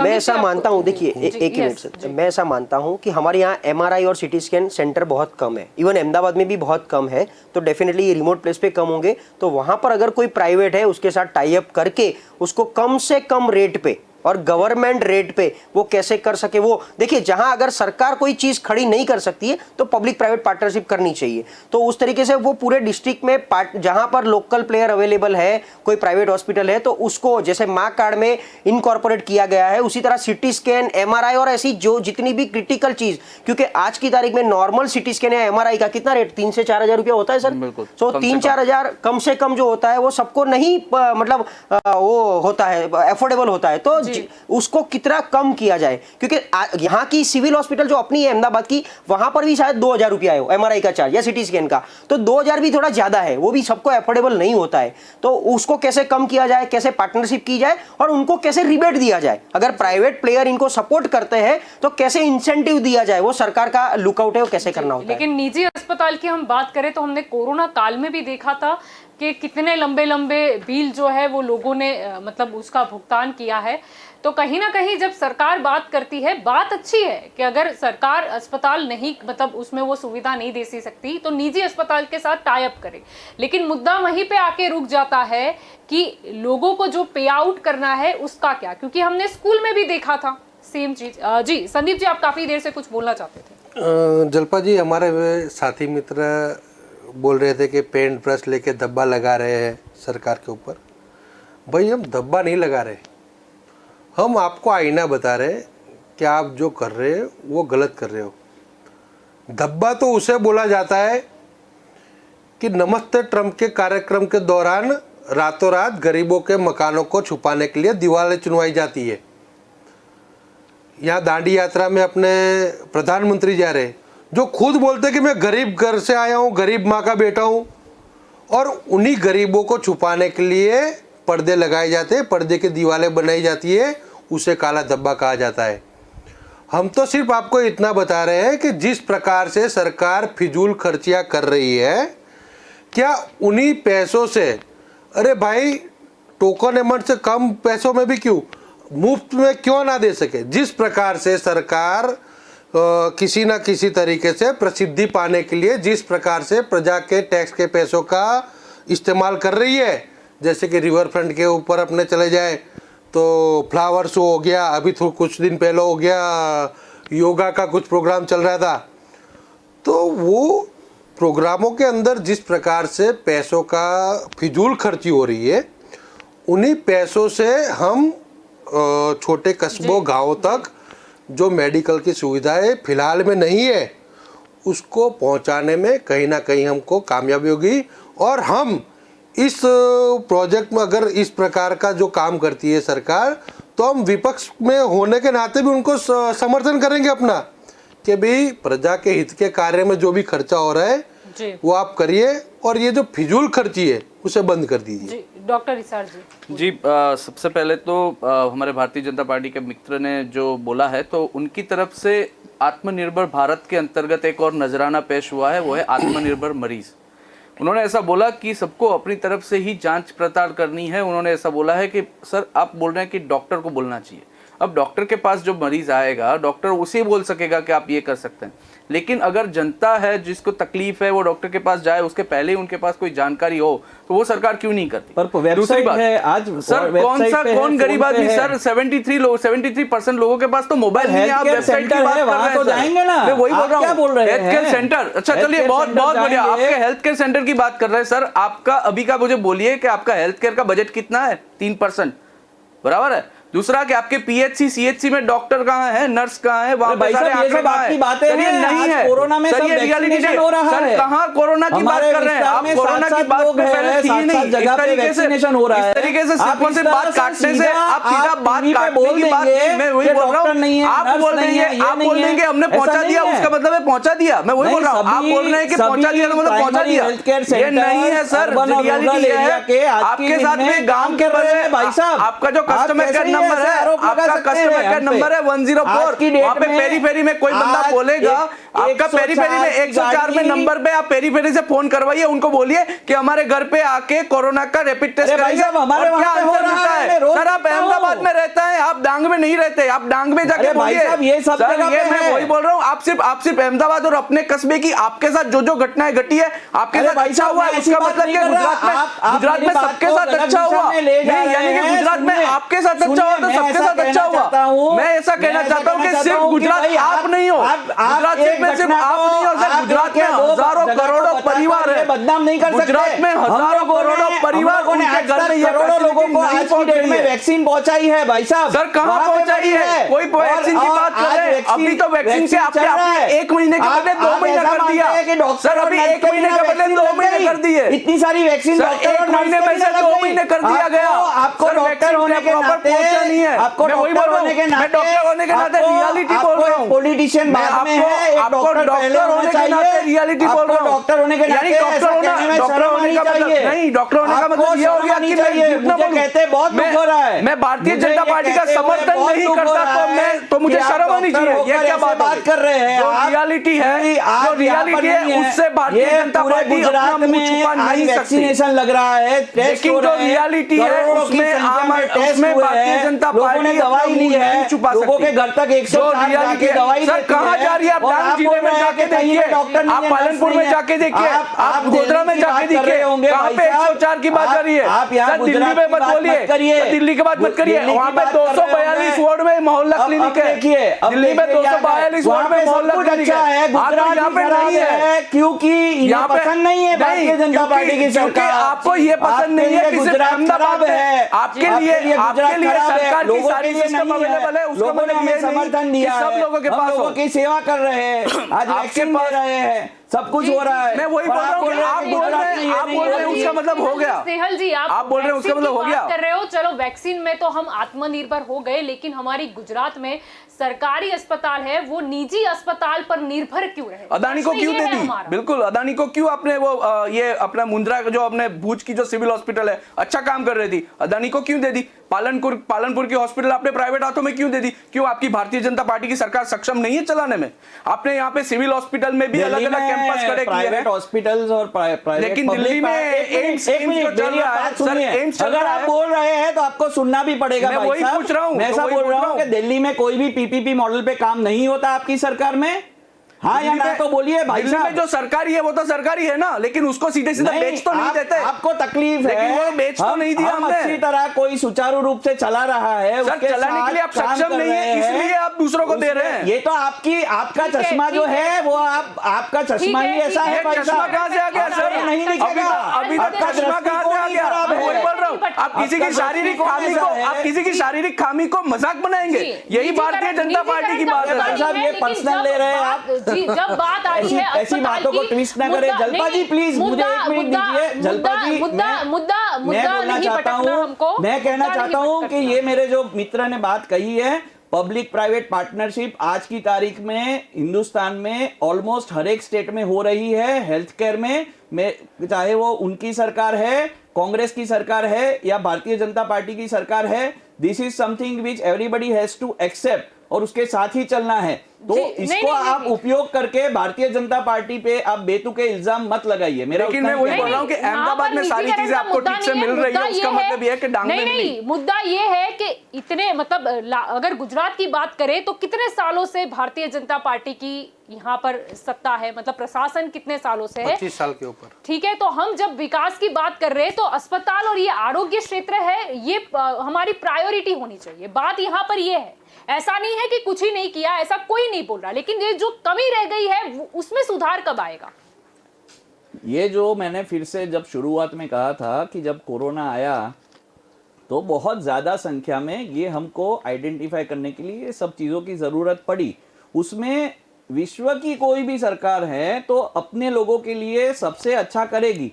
मैंने आज तक या हमारे पार्टी के किसी व्यक्ति ने आज तक, आम आदमी पार्टी हो या कांग्रेस हो, किसी भी सरकार को कोरोना की जो वो लोग ध्यान दे रहे हैं लोगों के लिए, उसमें कहीं पे हमने कहीं ब्लेम नहीं किया और ना ही हम करेंगे, क्योंकि उसके ये सब ऐसी चीज है कि चाहे कोई भी सरकार हो, हिरेन जी की हो, कोरोना 25 साल से है क्या? नहीं, अभी आप अभी कोरोना रिक्वेस्ट कर रहा हूँ, मैं वही बता रहा हूँ। कोरोना पे क्यों फोकस कर रहे की हैं? बात कर रहे हो, आज की कोरोना बात नहीं हम था तब भी करें, कहीं ना कोरोना कहीं की क्यों बात कर रहे मशीनरी हैं? की जरूरत आप पड़ती थी। कोरोना के ऊपर क्यों फोकस कर रहे हैं? कोरोना को जाने दीजिए, कोरोना नहीं होगा, हमने परास्त कर भी लिया। ऐसे तो ऐसा है कि भाजपा द्वारा 2 सूत्र दिए गए, एक के हमको कोरोना को परास्त करना है और दूसरा कि हमको कोरोना के साथ जीना है। यानी कंफ्यूजन सबसे पहले तो वही है, लेकिन ठीक है वो कंफ्यूजन हम कभी बाद में सॉल्व करेंगे। लेकिन ये जो प्रश्न है, कोरोना हो या ना हो, नहीं, पहले ये तो जो मैं मशीनरी है, आपका उसका कंफ्यूजन यूज में क्या दूर होगा? करना चाहता हूं जलपा जी जी। कि ये जो आपने कहा कि कोरोना के साथ रहना है, उसका मतलब ये है कि आज की तारीख में जब तक हम उसे यहां से नाबूद नहीं करते तब तक हम सबको एक्सेप्ट करना है। जो एसएमएस है, जो मेरे गढ़वी जी ने भी पहले आपके चैनल के माध्यम से बहुत अच्छी तरह बताया था लोगों को, और मैं उनका आभारी भी हूं उसके लिए कि भाई वो सभी चीजें अपनी अच्छी तरह से ये प्रोटोकॉल अपने फॉलो करना चाहिए। और अपने हमारे विश्वास है हमको कि हर एक भारतीय, चाहे वो किसी भी पार्टी का हो, हिरेन जी की पार्टी हो या कांग्रेस पार्टी से हो, पर हम लोग सब दृढ़ संकल्प से कोरोना के सामने लड़ रहे हैं और लड़ना भी चाहिए। मेरी उतनी ही बात है कि कंफ्यूजन आपका शायद इससे क्लियर हो गया होगा कि उसके साथ जब तक वो नहीं जाता, नहीं मरता, तब संपूर्ण तरीके से नाबूद नहीं होता, तब तक हमें उसके साथ जीना है जी, और उससे लेकिन लड़ना बिना है। ये मशीन के कब तक जीना होगा, ये भी बता दीजिए। ये भी कंफ्यूजन है, मैं इसी पे आ रही थी। जी। मुद्दा यही था मेरा। हाँ, उसके बाद। आपका मुद्दा ये जो मशीन है, के बिना कब तक जीना है वहां के लोगों को? मतलब एमआरआई मशीन का जो जी। मैंने कहा आपको, वो आपका कहना जो है, वो मशीन आज की तारीख में ये सब जगह पे है। सिटी स्कैनर्स है, एमआरआई मशीन्स है 33 डिस्ट्रिक्ट में और सब जगह पे है। और अगर नहीं, आपको नाम भी चाहिए, नहीं, आपको अभी सही सुनिए में ना, पर लगता आप है। एक तो मिनट आप तो सुन लीजिए नितिन भाई ना। की बात को ही खारिज कर रहे हैं। 28 जिले यानी नितिन जी झूठ बोल रहे हैं। नितिन भाई की बातों को ही खारिज 28 कर रहे जिलों हैं में सर आप नहीं तो। है एमआरआई मशीन और आप 33 जिलों की बात कर रहे हो। 28 जिलों में नहीं है। 20 में से नहीं। 28 में से 20 जिला अस्पताल में अभी सीटी जलपा जी स्कैन आप ही मशीन नहीं कह है दीजिए। और 28 जिला अस्पतालों में ये 33 गंभीर बीमारियों के निदान के लिए आवश्यक एमआरआई मशीन नहीं है। 20 जिलों में सीटी स्कैन मशीन नहीं है और 28 जिलों में ये एमआरआई मशीन नहीं है और ये विधानसभा का ही स्टेटमेंट है। हाँ, 28 जिलों में जहां पर नहीं है वहां उन्होंने ये भी कहा है कि वो फेज वाइज मैनर में डेवलपमेंट होगा। उसके लिए रेडियोलॉजी से लेके दूसरी टीम चाहिए, उसमें सरकार अभी कार्यरत है। और फिर से जब तक ये कोरोना का समय है तब तक इन्होंने दूसरे सब इंस्टीट्यूट से भी टाई अप किया है, प्राइवेट प्लेयर्स से, कि वो उनका सभी लोगों का फ्री में चेकअप करके दे। तो this is the best possible thing which can be done for Gujarat. तो ऐसा नहीं है कि वो मशीन नहीं होगा तो आदमी मर जाएगा। जलपा जी, तो आप ये लोगों के सामने भी जब बात करिए, आप ऐसा बोलती हैं कि आप मशीन बिना आदमी मर जाएगा, वो बात भी नहीं है। यानी कि 25 साल का विकास ये बोल रहा है कि आप प्राइवेट प्लेयर्स को ही पेशेंट दे दो। उसके बचने के चांसेस वही बढ़ जाते जब हैं। कोरोना अगर आप आया, समझे तो सर, अभी भी पहले कोरोना अगर में बीमारी रखे हैं आ सर। जाए। मैं वही बोल रहा हूँ, आप कोरोना जब के बाद कोरोना आया, सर मेडिकल तब ये बात भाषा में जनरल मेडिकल भाषा में 20,000 रोग है। आप कोरोना के ऊपर क्यों फोकस कर रहे हैं? जब कोरोना आया सर 20,000 रोगों का क्या? सर 20,000 रोगों का क्या? आप सिर्फ कोरोना के ऊपर, मैं मानता हूँ कोरोना के प्रति डॉक्टरों के ऐसी बात आप बहुत अच्छी बात नहीं। सर मैं डॉक्टर हूँ इसीलिए बोल रहा हूँ कि सर कोरोना के corona is very lethal, corona is very dangerous. Sir मैं सर ये गलत बात है। आप प्राइवेट पे जा रहे हैं, आप पर्सनल जा रहे हैं। सर आज तक डॉक्टर ईशान त्रिवेदी ने 1800 से ज्यादा कोरोना के मरीजों को घर पे इलाज किया है, उनको ठीक किया है। कोरोना वाले दर्दियों को गया हूँ, वहां पे जाके कोरोना के मरीजों को पर्सनली चेक किया है, उनको ठीक किया है। इसलिए आप ऐसा बोल ही नहीं सकते कि कोरोना के ऊपर आप इतना लीगल मत बोलिए। इस डॉक्टर ईशान त्रिवेदी ने हजारों पेशेंट की जान बचाई है, इसलिए भूल से भी ये मत बोलिएगा कि आप उसको लाइटली ले रहे हैं। मैं लाइटली नहीं ले रहा मत बोलिए सर, लेकिन कोरोना के अलावा बहुत सारे रोग हैं, बहुत सारे रोग हैं और ये सारी चीजें हर डिस्ट्रिक्ट में, वहां पे अगर अहमदाबाद का भारतीय अहमदाबाद का नागरिक अगर इंपॉर्टेंट है, उसी तरह डांग का भी नागरिक इंपॉर्टेंट है। अरे मैंने वही कहा, गोधरा का भी नागरिक इंपॉर्टेंट है। तो वहां पे ये 25 साल में अगर विकास नहीं हुआ तो ये गलत बात है। आपको स्वीकारना चाहिए कि हाँ ये अभी तक नहीं हुआ, वो आगे जाके होगा, ऐसा तो आप बोल सकते हैं। उन्होंने आज फ्लोर पे कहा था कि ये जो इंफ्रास्ट्रक्चर की कॉस्ट और ये सभी चीजें हैं वो एक एक फेज वाइज मैनर में हो रही है और जहां पर भी नहीं है और जहां जरूरत है उसके हिसाब से लगेगी। और उसमें जो भी पैनल्स है, जो भी गवर्नमेंट के ऑफिशियल्स है, वो लोग डिसाइड करके, वो डिस्कस करके वो कहेंगे कि भाई इस प्रकार से यहाँ पे अपना इंफ्रास्ट्रक्चर बढ़ना चाहिए, ऐसी बात है। तो इसमें ऐसा नहीं है कि भाई सरकार ने 25 साल में कुछ नहीं किया। अगर आप ऐसा कहना चाहते हो तो पूरी मैं नहीं, गुजरात की जनता आपको कहेगी कि ये ऐसा विकास नहीं हुआ, ये सब बात है ना जो आप बोल रहे हो। मतलब आप एक ही चीज बोल रहे हो कि 25 साल में क्या हुआ, तो इतनी सारी जगह पर ये चीज है और इसे आप डॉक्टर होने के नाते पॉजिटिवली ले कि भाई जो भी है वो अभी अच्छा है, अभी हम सबको मिलके ये सब चीजों से कैसे लड़ना है। और आगे जाके भी अगर भगवान ना करे ऐसे कुछ भी आपदा आती है तो मुझे भी वो चाहिए कि हर एक पार्टी का बंदा है, जो भी व्यक्ति, जो भी विचारधारा है हम सबकी, वो सब भूल के हम इंसानियत के नाते एक चीज के लिए हम सब एक साथ मिलकर इस पे काम करें। जी संदीप जी, क्या कहना है? ये जो अगर सीटी स्कैन की बात करें और एमआरआई मशीन, कल उठ के कोरोना नहीं हुआ तो भी ये मशीन की आवश्यकता तो हमको रहनी है और हर जिले में आवश्यकता इसकी है ही। ये कोरोना एक चीज़ अलग बात है और जो रेगुलर जो मरीज है वो अलग बात है। हमारे मित्र, मैंने आपको शुरुआत में बताया कि भारतीय जनता पार्टी है वो सिर्फ और सिर्फ प्रसिद्धि में मानती है। हमारे मित्र कोरोना की गुणगान किए जा रहे कि हमने ये किया वो किया, मगर हम उनको यही प्रश्न कहना चाहते हैं कि लेकिन जो चीज़ उसकी ज़रूरियात है और नहीं है उसके बारे में क्या, और वो बोल रहे हैं कि हम आगे जाके करेंगे। तो हम आपको वही बताना चाह रहे हैं कि आपने अभी नहीं किया है, जैसे कि आप अभी जाके बंगाल में प्रचार कर रहे हो कि हम ये कर देंगे भाई वो साहब, हम कर बंद देंगे। कर दे क्या आपके बोलने से? भाई साहब ऐसे क्यों बात अरे कर रहे भाई हो आप? करिए, कोरोना से आप हेल्थ केयर पे जाते हो, फिर बंगाल पे आ जाते हो। करिए, कुछ तो हम आप तो वही सोचिए। बता रहे हैं। कुछ तो आप सोचिए। आपने तो अभी हमको आपका कोई permission नहीं चाहिए कि हमको ये हम भारत अमित शाह देश जी में- ने भारत देश में हम- अमित शाह अपने भारत- गृह मंत्री अमित भारत- शाह जी ने जाके बोल दिया कि 2 रुपये में हम अरे भाई साहब, आप बिजली यही बात देंगे, फिर से ला रहे हैं। महिलाओं को हम फ्री में ट्रांसपोर्टेशन देंगे। मगर मैंने पहले भी कहा मैं वही बोल रहा हूँ, स्टेट का अलग-अलग अरे मैं वही बोल रहा हूँ, अलग-अलग मैं यही बोल रहा डेमोग्राफिक्स होता है, कि उसके यही हिसाब से वहाँ अरे की मैं बोल नीतियाँ रहा होती है। हूँ, मैं वही बोल रहा हूँ कि यही और आप जो ऐसा बुनियादी कैसे ऑब्जेक्शन लगा सुविधाएं, सकते हैं कि लेकिन भाई आप सर, बंगाल में क्यों गए? ये आपके बुनियादी पास- सुविधाएं जो है वो गुजरात की प्रजा को क्यों ना मिल सके, क्यों उसे प्राइवेट अस्पतालों में जाना पड़े। और आप प्राइवेट अस्पतालों की बात कर रहे हो कि फ्री में हो रहा है, आपने किसी हॉस्पिटल में उसका चार्टर लगा हुआ देखा कि भी अगर MRI की ज़रूरत पड़ती है तो यहाँ पे फ्री में होगा? उसको कोई दिशा निर्देश देने वाला है ही नहीं। आप लोगों और ने, कहीं ना मैं वही कहीं बोलना चाहता हूँ नहीं, कि सुन लीजिए, पूरा प्राइमरी सुन हेल्थ केयर लीजिए। सेंटर्स में सभी आप चीजें उपलब्ध आपकी जो है। कमियां हमारी है हेल्थ उसे सेंटर में स्वीकार तो कीजिए। नहीं है सर। मैं वहाँ बोल पे रहा हूँ, आपकी सरकार की जो कमियां हैं उसे स्वीकार कीजिए, और जो सुविधाएं देने में आप विफल रहे हो हम आपको बता रहे हैं, विफल अप्रिशिएट रहे हो। करना चाहिए कि हमारे Appreciate नहीं। आदरणीय मंत्री जी ने आप आज जो डॉक्टर की कहा, बात कर रहे हो, उन्होंने सभी आंकड़े आप रखे। डॉक्टर की रिस्पेक्ट की उन्होंने- बात कर रहे हो, उन्होंने लेकिन सभी इसी आंकड़े कोरोना रखे। काल के दौरान हमने सरकारी अस्पतालों के जो नर्सिंग स्टाफ है, डॉक्टर्स है, उनको लघुत्तम वेतन के लिए हड़ताल करते हुए और धरना करते हुए भी इसी गुजरात में देखा हुआ है। अभी तक जो यानी मृत्यु हुए हैं, उनको कोई सहायता नहीं मिली।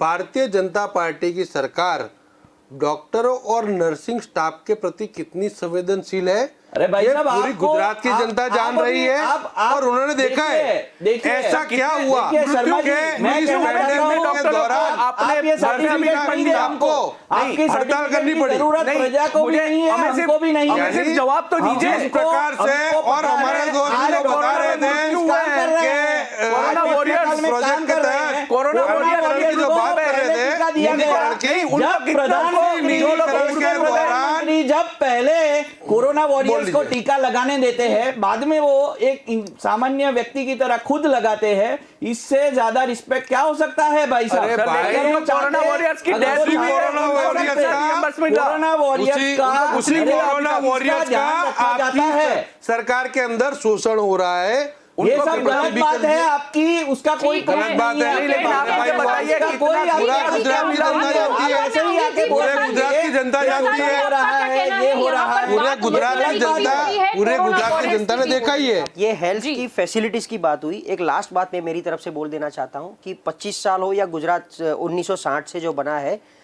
गुजरात में आज की तारीख में कितनी मेडिकल कॉलेज है, उसमें गवर्नमेंट कितनी है, प्राइवेट कितनी है और उसकी फीस कितनी है। जो स्टाफ जो कम है उसका रीज़न ये है कि पहले की ज़माने में हमारे फादर की जनरेशन अगर हम ले लेते हैं तो वो सब लोग सरकारी हॉस्पिटल्स या सरकारी कॉलेजेस में पढ़े मेडिकल में, और वो बहुत ही कम फीस थी। जब वो डॉक्टर बनते तो उनको एक गवर्नमेंट जॉब की एक एक्सपेक्टेशन थी और वो सबको मिल रही थी। आज की तारीख में मेडिकल की फीस 1 करोड़ रुपया है। 5 साल का जो कोर्स अगर आपको करना है, 4 साल का 4.5 साल का MBBS इंटेंसिव, तो वो उसकी फीस 1 करोड़ रुपया है। जो 1 करोड़ खर्च करके जो बंदा पढ़ेगा, वो सरकार की जो सैलरीज होती है वो उसको लाइफ टाइम वो 1 करोड़ उसका ROI रिटर्न ऑन इन्वेस्टमेंट नहीं आएगा। इसके लिए या तो वो प्राइवेट में जाता है या खुद का क्लिनिक शुरू कर देता है। और प्लस आज की जो जनरेशन जो 1 करोड़ खर्चा करेगी, जो 1 करोड़ खर्च कर सकता है, उसको रूरल एरिया में काम करना पसंद नहीं है। हमारा ये भी एक प्रॉब्लम है और काफी टाइम ये विधानसभा में डिस्कस हो चुका है कि आज की जनरेशन रूरल सेक्टर में जाके एज अ डॉक्टर काम करना नहीं चाहती है। तो या तो वो फीस बॉन्ड पे कर देते हैं। हाँ, बॉन्ड पे कर देते हैं, खुशी बॉन्ड पे कर देते हैं। तो या तो वो जनरेशन एक्सेप्ट करे काम करना, मेडिकल वो जो उनका फर्ज है, जो धर्म है, वो बजाए।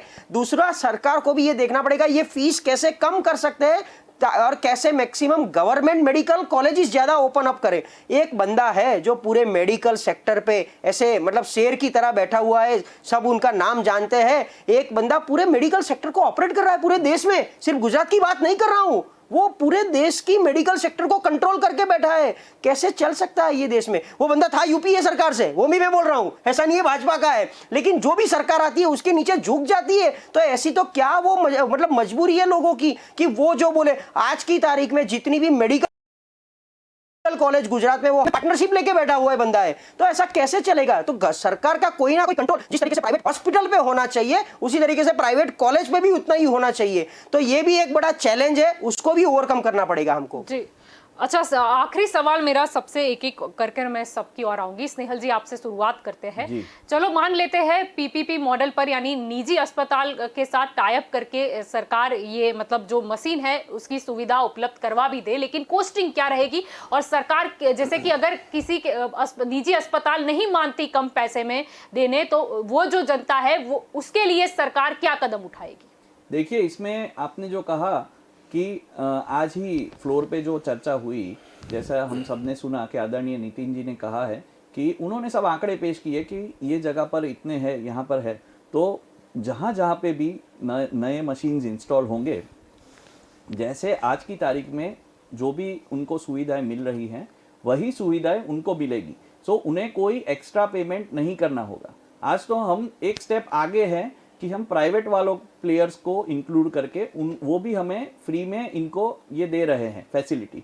और आपने बहुत ही अच्छा प्रश्न पूछा है कि जैसे ही आगे आगे हम बढ़ेंगे, उसमें ज़्यादा से ज़्यादा लोगों को हमारे अस्पताल में मुफ्त में इलाज, सेवा और ऐसे सब मशीनों का उन्हें लाभ मिल सके, उसके लिए सरकार तत्पर है।